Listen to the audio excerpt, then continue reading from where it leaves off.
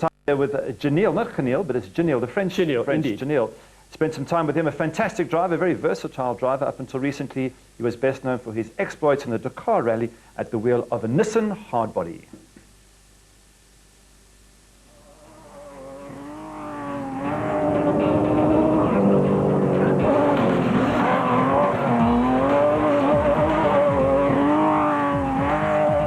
The breathtaking scenery of Stellenbosch is a far cry from the dry and arid conditions that Giniel is used to on the Dakar. Not surprising then that he's chosen to make this university town in the Cape his home. Yeah, it's a beautiful little Boerland town, and obviously very famous for all the wines. And I've been living here for the last 15 years now, and I'm enjoying every minute of it. Giniel's had a long career in motorsport that dates back as far as 3 decades. Indeed, his first involvement was a club race back in 1989. I won six championships with Nissan. So we had a very good relationship, and we had a very good past with the amount of championships we won. And then it sort of changed and went into a different direction from 2000 onwards into off-road racing or into rally raid. And that was a new challenge for me, and it's something which I enjoy now, and it's also given me the opportunity to compete internationally, and for me that was quite important. Unfortunately, when Nissan pulled out of the Dakar, Giniel was left without a drive. Which was not good for the sport and not good for anyone. It was a pity, but it's something that happened. But where one door closes, another opens, and VW saw his potential as an international driver. For a South African racing driver, it is very, very difficult to get a factory drive in an international team. I've had a lot of luck as well. I also believe you have to be in the right place at the right time. Luckily I was there. Volkswagen is also a very good team, a very strong team.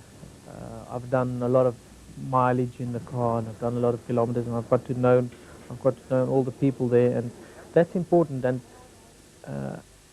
the people there made me feel welcome.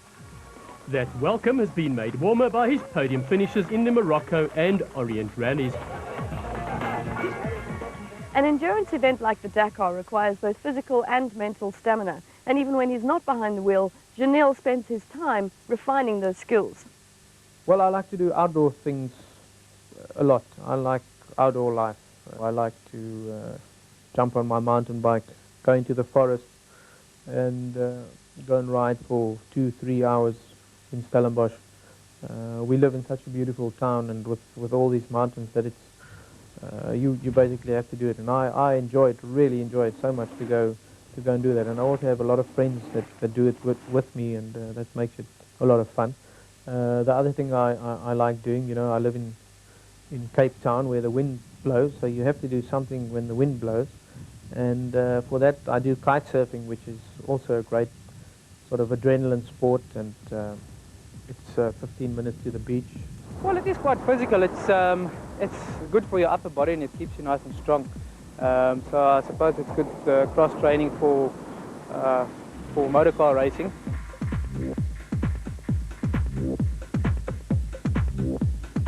He also enjoys a game of golf.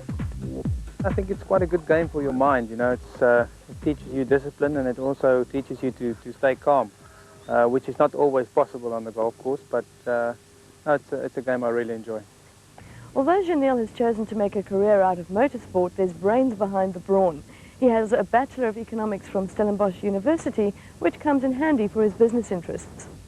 At this stage, there's not a lot of time to really do anything else, and it's very difficult, but I do some business with my dad.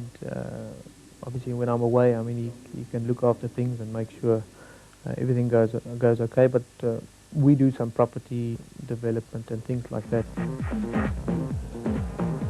So, where did it all start? Well, I think it was basically because of my dad. He was always very interested in motorsport, motor racing, and when I was a small, young little boy, we used to live on a farm. He built me a go-kart, and he used to take me with to rallies. I basically started then and never looked back. Give me a personal experience of the Dakar. It's the biggest endurance race in the world, and it's a race that I always try to sort of approach in a humble way, because there's so many things that can happen on the Dakar. You know, it's such a long race, and to try and do well in that race, you need many things. First of all, you need a good team, you need a good car, you need to have done your homework, you need to have prepared well, and then you need a lot of things to go your way. So you need a lot of luck as well, I personally think. But for me, the approach is just it's nothing special. It's pretty straightforward. I try to make sure that I'm fit, try to prepare myself in the best possible way, and then I take it day by day. I don't try to plan ahead, and I take each day at a time and each stage as it comes, and I try to finish each stage. Can you give us some detail on your new navigator? Well, I'll be doing the Dakar with Tina Turner. She's from Sweden. We've done quite a few races together. I think we've done 3 or 4 races together, World Cup races together. I get along very well with her. She's got a lot of Dakar experience. She's been there for 5 or 6 years before that, and she comes from a WRC background, which I sort of like, and I like the way in which, in how she reads the notes. It's very precise, and it's more sort of rally-like. You know, in the desert sometimes it can be very vague, the road book and things like that, but she gives it to me much more precise and more rally style. And I like to have as much information as possible when I'm driving. So that's why we get along well. I understand the way now she reads the notes to me, and I like the way she does it. And we're also good friends, and that's very important. The team is good, driver is good, co-driver is good so far. So for sure we are working in the right direction. For the 2006 Dakar, Volkswagen Motorsport has produced a new vehicle called the Race Touareg 2. Although it's still based on the previous Race Touareg, around 85% of its parts are new.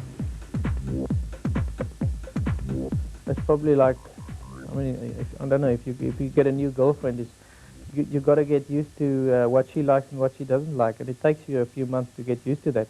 And it's probably the same sort of thing. You got to get used to the car, the characteristics of the car, how it drives, what it does in certain circumstances, the drivability of the engine. And the more you drive in it and the longer you are there, the more you get used to it. Can you give me some of the specs on the car? It's got quite a lot of torque. I'm not sure of the figures. They don't tell us the figures because they don't even want us to know that. But it's strong. I guess it will typically do 0 to 100 on gravel in about 5 seconds. So it's quite a quick car. And the most impressive thing of it is the suspension. And the big holes you can go through without even noticing it. It's very important to be able to communicate with the team and with the engineers and to tell them what is wrong. They have telemetry on the car, and that's a system basically with a computer measuring everything that happens when you drive. And they can see in certain instances what is wrong. But it's important that you communicate with the engineers in a way that help them to define a problem or a problem area and to try and improve that. What makes a good off-roader? You've got to have that sort of ability to never give up, and you always keep on going and keep on trying. And I think it's even more so in off-road racing because the terrain's so rough and anything can happen. I mean, somebody can go off the road or hit a rock and destroy a suspension or something. So it's never over until the finish. Lucas Radeby and Retief Goosen are just 2 of the names that commentators battle to pronounce. As Giniel De Villiers moves up the ranks of local sportsmen who are making it internationally, it's a name they're going to have to get used to saying a lot more. Yes, and thanks to the lovely Lindsay Vine for